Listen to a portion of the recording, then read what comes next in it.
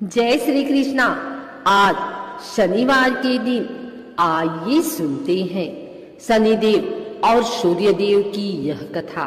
धर्म ग्रंथों के अनुसार सूर्य की द्वितीय पत्नी के गर्भ से शनिदेव का जन्म हुआ।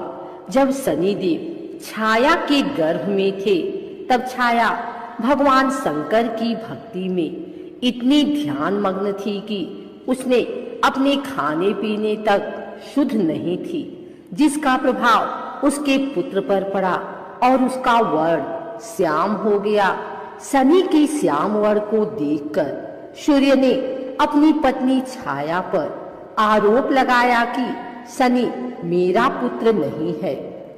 तभी से शनि अपने पिता से शत्रु भाव रखते हैं। शनिदेव ने अपनी साधना तपस्या द्वारा शिव जी को प्रसन्न कर अपने पिता सूर्य की भांति शक्ति प्राप्त की और शिव जी ने शनिदेव को वरदान मांगने को कहा। तब शनिदेव ने प्रार्थना की कि युगों युगों में मेरी माता छाया की पराजय होती रही है। मेरे पिता सूर्य द्वारा अनेक बार अपमानित व प्रताड़ित किया गया है। अतः माता की इच्छा है कि मेरा पुत्र अपने पिता से मेरे अपमान का बदला ले और उनसे भी ज्यादा शक्तिशाली बने। तब भगवान शंकर ने वरदान देते हुए कहा कि 9 ग्रहों में तुम्हारा सर्वश्रेष्ठ स्थान होगा। मानव तो क्या देवता भी तुम्हारे नाम से भयभीत रहेंगे। शनि के संबंध में हमें पुराणों में अनेक आख्यान मिलते हैं। माता के छल के कारण पिता ने उन्हें श्राप दिया।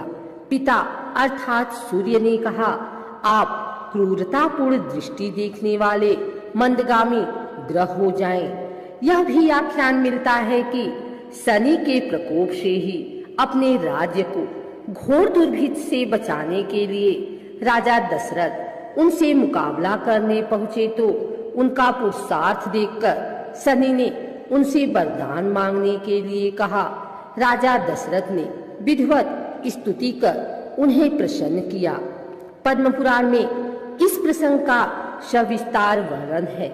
ब्रह्मवैवर्त पुराण में शनि ने जगतजननी पार्वती को बताया है कि मैं 100 जन्मों तक जातक की करनी का फल भुगतान करता हूँ। एक बार जब विष्णु प्रिया लक्ष्मी ने शनि से पूछा कि तुम क्यों जातकों को धन हानि करते हो, क्यों सभी तुम्हारे प्रभाव से प्रताड़ित रहते हैं, तो शनि महाराज ने उत्तर दिया, मातेश्वरी उसमें मेरा कोई दोष नहीं है।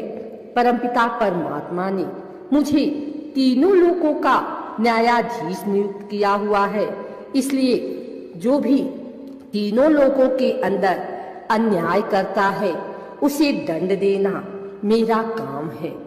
एक आख्यान और मिलता है कि किस प्रकार से ऋषि अगस्त ने जब शनि देव से प्रार्थना की थी तो उन्होंने राक्षसों से उनको मुक्ति दिलवाई थी। जिस किसी ने भी अन्याय किया उनको ही उन्होंने दंड दिया, चाहे वह भगवान शिव की अर्धांगिनी सती रही हों, जिन्होंने सीता का रूप रखने के बाद बाबा भोलेनाथ से झूठ बोलकर अपनी सफाई दी और परिणाम में उनको अपने ही पिता की यज्ञ में हवन कुंड में जलकर मरने के लिए शनि देव ने विवश कर दिया। अथवा राजा हरिश्चंद्र रहे हों, जिनके दान देने के अभिमान के कारण सप्तनिक बाजार में बिकना पड़ा और शमशान की रखवाली तक करनी पड़ी। या राजा नल और दमयंती को ही ले लीजिए, जिनके तुच्छ पापों की सजा के लिए उन्हें दर दर का होकर भटकना पड़ा और भुनी हुई मछलियां तक पानी में तैरकर भाग गई। फिर साधारण मनुष्य के द्वारा जो भी मनसा वाचा कर्मणा पाप कर दिया जाता है, वह चाहे जाने में किया जाए या अनजाने में, उसे भुगतना तो पड़ेगा ही। एक और कथा के अनुसार रामायण काल में एक समय शनि को अपने बल और पराक्रम पर घमंड हो गया था। उस काल में हनुमान जी के बल और पराक्रम की कीर्ति चारों दिशाओं में फैली हुई थी। जब शनि को हनुमान जी के संबंध में जानकारी प्राप्त हुई तो शनि बजरंग बली से युद्ध करने के लिए निकल पड़े। एक शांत स्थान पर हनुमान जी अपने स्वामी श्री राम की भक्ति में लीन बैठे थे। तभी वहां शनि देव आ गए और उन्होंने बजरंग बली को युद्ध के लिए ललकारा। युद्ध की ललकार सुनकर हनुमान जी शनि देव को समझाने का प्रयास किए, लेकिन शनि देव नहीं माने और युद्ध के लिए आमंत्रित करने लगे। अंत में हनुमान जी भी युद्ध के लिए तैयार हो गए। दोनों के बीच घमासान युद्ध हुआ। हनुमान जी ने शनि को बुरी तरह परास्त कर दिया। युद्ध में हनुमान जी द्वारा किए गए प्रहारों से शनि देव के पूरे शरीर में भयंकर पीड़ा हो रही थी। इस पीड़ा को दूर करने के लिए हनुमान जी ने शनि देव को तेल दिया। इस तेल को लगाते ही शनि देव की समस्त पीड़ा दूर हो गई। तभी से शनि देव को तेल अर्पित करने की परंपरा है। उनके जीवन की समस्त परेशानियां दूर हो जाती है और धन अभाव खत्म हो जाता है। जबकि एक अन्य कथा के अनुसार जब भगवान की सेना ने सागर सेतु बांध लिया, तब राक्षस इसे हानि न पहुंचा सके, उसके लिए पवन सुत हनुमान को उसकी देखभाल की जिम्मेदारी सौंपी गई।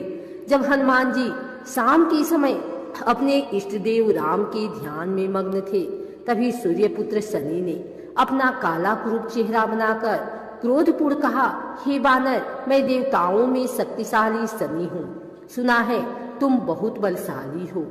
आंखें खोलो और मेरे साथ युद्ध करो। मैं तुमसे युद्ध करना चाहता हूँ। इस पर हनुमान ने विनम्रता पूर्वक कहा, इस समय मैं अपने प्रभु को याद कर रहा हूँ। आप मेरी पूजा में विघ्न मत डालिए। आप मेरे आदरणीय हैं। कृपा करके आप यहाँ से चले जाइए। जब शनिदेव लड़ने पर उतर आए तो हनुमान जी ने अपनी पूंछ में लपेटना शुरू कर दिया। फिर उन्हें कसना प्रारंभ कर दिया और जोर लगाने पर भी शनि उस बंधन से मुक्त न होकर पीड़ा से व्याकुल होने लगे। हनुमान ने फिर सेतु की परिक्रमा कर शनि के घमंड को तोड़ने के लिए पत्थरों पर पूंछ को झटका देकर पटकना शुरू कर दिया। इससे शनि का शरीर लहूलुहान हो गया, जिससे उनकी पीड़ा बढ़ती गई।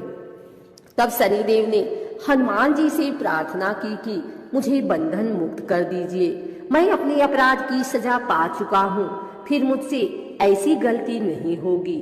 तब हनुमान जी ने जो तेल दिया उसे घाव पर लगाते ही शनिदेव की पीड़ा मिट गई। उसी दिन से शनिदेव को तेल चढ़ाया जाता है, जिससे उनकी पीड़ा शांत हो जाती है और वे प्रसन्न हो जाते हैं। हनुमान जी की कृपा से शनि की पीड़ा शांत हुई थी। इसी वजह से आज भी शनि हनुमान जी के भक्तों पर विशेष कृपा बनाए रखते हैं।